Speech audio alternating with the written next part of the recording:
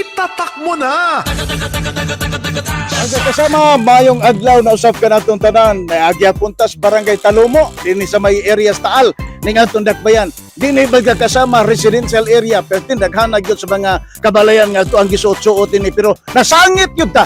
Nining balaya baga kasama gumikan kay perting kusuga sa DXDC Ariben Davao. Pero iya baga kasama nga radio set ato baga kasama ilisan kay wa na karaan na gyud kayo baga kasama ilisan ato bag-o brand new baga kasama niya karon ang tagbalay. Ayo pangayo taga-tahuran, maayong adlaw nay. Ayos po. Hindi basta-basta nay no. Kasi pangana to nay.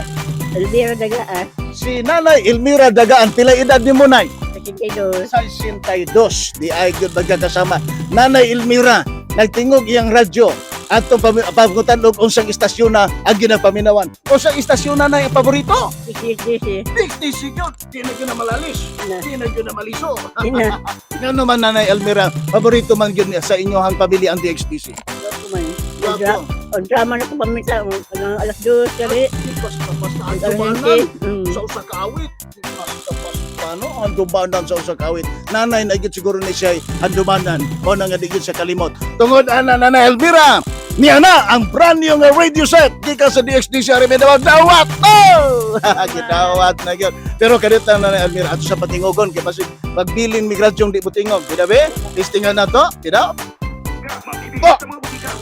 Tingog yun. Maugin ang komersyala. Okay. Nana Elmira, kining radyo nga ni solar ni siya. Way problema sa baterya, way problema sa kanang kuryente gumikan kay ukon ni lobat niya, imo lang siyang ibuwad diri sa init pagka power na po siya. O sa masuki na Nana Elmira. Salamat. Salamat po.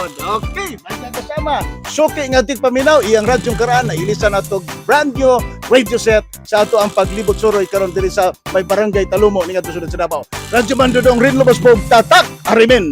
621 sa radyo mo.